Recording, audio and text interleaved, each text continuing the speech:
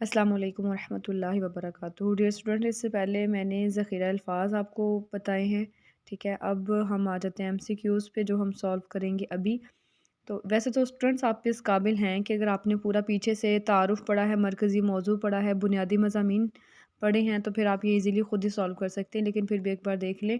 السبع طوال میں شامل ہے سورہ نساء، نبی کریم صلی اللہ علیہ وسلم کو تورات کے بدلے میں عطا کی گئی ہیں، اس کا بھی ہے السبع طوال، ٹھیک ہے۔ حقوق اللہ میں سب سے اہم حق ہے نماز کی پابندی۔ حقوق العباد میں شامل ہے، باقی سارے جو ہیں اس میں چیک کریں، دیکھیں یہ سارے حقوق اللہ ہیں۔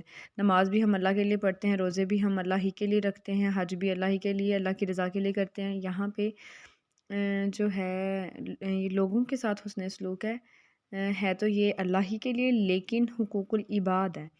اور یتیم بچوں کی کفالت کا حکم دیا گیا ہے، یہ سورہ نساء میں دیا گیا ہے، ٹھیک ہے۔ اب دیکھیں یہ جو ہیں مختصر سوالات کے جو جوابات ہیں۔ پہلا شارٹ کوسچن ہے، سورہ نساء کی فضیلت کے بارے میں ایک حدیث مبارکہ کا ترجمہ تحریر کریں، ٹھیک ہے۔ ہاں جی، جو پہلے شارٹ کوسچن کا آنسر ہے وہ ہے سورہ نساء ان صورتوں میں سے ہے جن کو السبع طوال یعنی 7 طویل ترین صورتیں کہتے ہیں۔ ان کے بارے میں نبی کریم صلی اللہ علیہ وآلہ وسلم نے فرمایا کہ یہ مجھے تورات کے بدلے میں عطا فرمائی گئی، ٹھیک ہے، عطا فرمائی گئی ہیں۔ جی، اس کے بعد شارٹ کوسچن نمبر جو 2 ہے وہ اس میں ہے سورہ نساء میں یتیموں کے اموال کے حوالے سے کیا احکام بیان کیے گئے ہیں، ٹھیک ہے۔ تو اس کا جو آنسر ہے وہ لاسٹ پیراگراف ہے، بنیادی مضامین میں اس صورت میں یتیموں کے حقوق ادا کرنے کی تاکید کی گئی ہے، ان کے اموال کی حفاظت کرنے کا حکم دیا گیا ہے، یتیم بچوں کے مال کو اپنے مال میں ملا کر کھانے سے منع کیا گیا ہے، یہ تاکید کی گئی ہے کہ یتیموں کا مال بے جائے استعمال نہ کیا جائے، اسے ضائع بھی نہ کیا جائے، نہ ہی کم سنی میں ان کے حوالے کیا جائے، بلکہ جب وہ سمجھ بوجھ کی عمر کو پہنچ جائیں تو مکمل دیانتداری کے ساتھ ان کے حوالے کر دیا جائے۔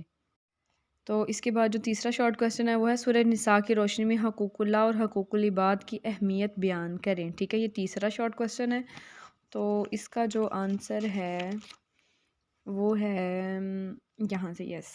بنیادی مضامین میں جو پہلا پیراگراف ہے نا، سورہ نساء میں حقوق اللہ کے ضمن میں اللہ تعالیٰ کی عبادت کرنے اور شرک سے بچنے کی تعلیم دی گئی ہے، ہر عمل میں اخلاص اختیار کرنے اور ریاکاری سے اجتناب کی تاکید کی گئی ہے۔